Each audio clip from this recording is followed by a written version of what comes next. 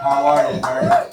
I'm good, Chris. Thank you so much for doing this. Fantastic. And everyone out there, I see so many faces. You all drink. You all drink too much. Not yet. Oh, you're late.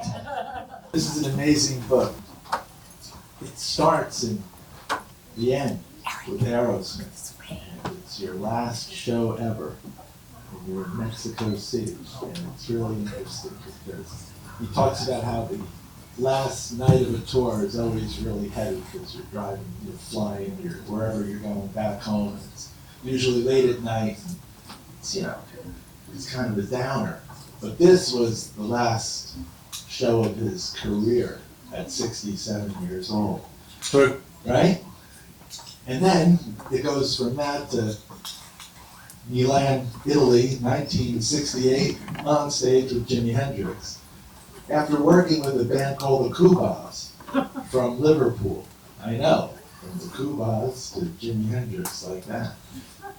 So tell us how you got to Italy from working with Liverpool's Kubas. Well, we weren't making any money with the Why were you at Liverpool's Kubas? Well, I went to a place called Butlins Holiday Camp, which discovered David Essex, Ringo Starr. They all went there before they became. And there was this band there, the Kubas, and I met them, and my job was to fill up all the bars with booze and the beer. So I had the keys to all the bars. And I got in one day, and these 5 guys were playing music, and they were good. And at the end of it, they said, "What are you doing when the season's over?" "Looking for work." "You want to be our roadie?" "What does a roadie do?" Basically, you hump the gear, you drive the trucks, you don't get much sleep, but we'll split whatever we make 5 ways. So we lived on beer and French fries for about 2 years. We opened up for Jimi Hendrix. So the first time I saw Jimi, couldn't believe it. This guy, everyone says he plays with his teeth. He did. Behind his back. He did. Between his legs. He did. Rolling over. He did.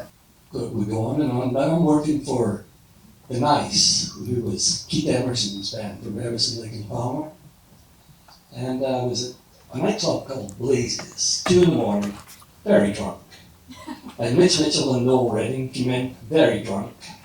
And they said, "Hi Eric, what are you doing?" "I'm working for Keith Emerson." "We're going to Milan tomorrow. We just flew in from America. A roadie took so much acid, left the U-Haul truck and the keys behind the desk at the Holiday Inn where the boys were staying.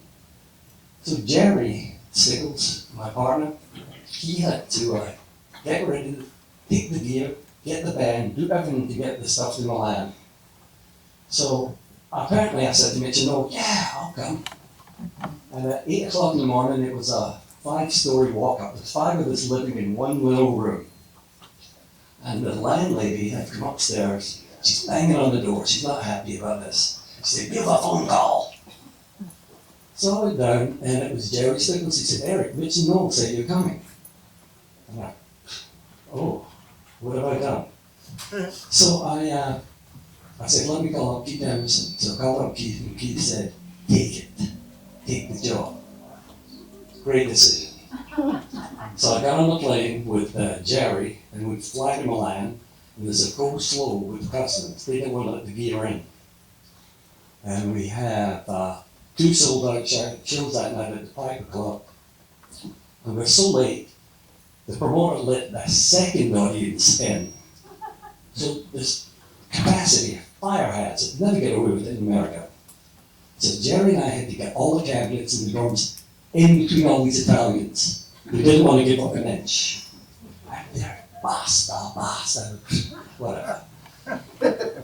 So we set the gear up, and in those days too, we didn't have the proper plugs. So we were putting bare wires into plugs, and we're getting shocked. And we were pioneers, I will say that a lot. We were pioneers. So we got we got ready to go, and The boys came out, started playing. I really don't know Jimmy. He's just looking at me and, what do you want? Guitar? Wah-wah pedal, fuzz box? The gear, the electricity was just doing that. So every time I went over to get feedback, nothing. And all of a sudden he stopped screaming, exit! Exit! And I'm going, fix what? Your gear's coming in pieces. And you want me to fix it. And it was horrible. Horrible. I got back to the hotel about 3 in the morning, and Jerry Stickles had left me notes. You have to call me. So I called him up, and I was calling him to get a plane ticket back to London. I'm not putting up with this. So he says, Jimmy knows what he did, and he wants to see you in Rome, and he wants to apologize. And I was like, yeah, sure he does. So I went. In the afternoon, the lads arrived, and Jimmy took me, put his arm around my neck and shoulder. I said, because he spoke like this. I'm going to turn this on there. Listen, man. Listen. I apologize. I don't know what happened last night. Stay. And I'm going, who is this guy? And he said, stay and become part of my family. Best decision I ever made. This was the first night. The first show. An amazing story. Now it's a great family. Jimmy, after a show, if I was staying the time that night and I'm driving 8 hours overnight, we would go to a nightclub. And Jimmy would say, hey Eric, do you think you could ask that guitar player? Can I borrow his axe? So I'd go up and most guys would go, yeah. So he'd go up there, he'd take a left-hand, just a regular left-handed guitar, and he'd turn it over. So now he's playing it totally upside down. But you wouldn't know it. He could do it, but the guitar player wouldn't give it up. He would ask the bass player. Now this man's hands were so powerful, he could push the strings together, 4 bass strings, he was into one. And I was like, how does he do that? And with feedback, it was the same. He could control feedback like no one. In the afternoons when I set everything up, and all the cops came, and I would turn everything up to 10. And the noises I made, I can't play guitar. And let me, right now to tell you, I never, as Jimmy's guitar tech, handed him a guitar in tune. You tuned them all on stage. Never. You gotta realize, this was before strobo tuners, and the volume coming off his side, mixing in his Noel, I would just new string, pling, pling, pling, pling, pling, and hand it to Jimmy. Never, and he would always take the guitar, little dog, and he started tuning. So I made that act. I never given a guitar in tune. That was basically it. Talk about the Hollywood Bowl show in 1968 when they still had the pool. And people today don't believe They don't believe that. They just say, come on. And I said to the security, I said, the kids will come in that pool. And security said, no, they won't. Yeah, they will. No, they won't. This went on for her. So Jimmy hits the stage. They come flying in, and all I can see is the water coming up. And I'm saying, get them off. You've got to get them off. We'll electrocute them. And it was a very dodgy. You always wondered what the thought process was there to have water in front of a stage. You know, it's just That was before electricity. That was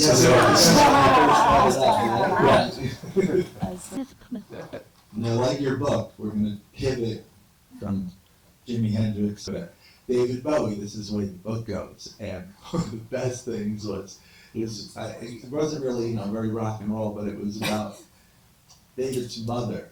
And he was playing at Wembley. Well, David, 5 or 6 days. Tell him this. This is really interesting. David comes to me on the first day of Wembley, and he says, Eric, my mother's coming to the show. Okay. Don't let her in. It was me who was on it to her. She was married to Sean Penn. So there's those two sitting in front of us, and there's Sergeant Clay Cave, who was our LA policeman, we're sitting behind them. And great flight. A little bit of a mishap with two journals at the end, but we won't talk about that. After 8 o'clock the next morning, I'm playing tennis with Sean. Man was an amazing athlete, couldn't even return his serve. Get to the gig, Madonna says to me, Eric, Sean can't come into the building. Wait a minute. He said, he's got a backstage pass. Everyone knows he's Sean Penn. Who's going to say no to him?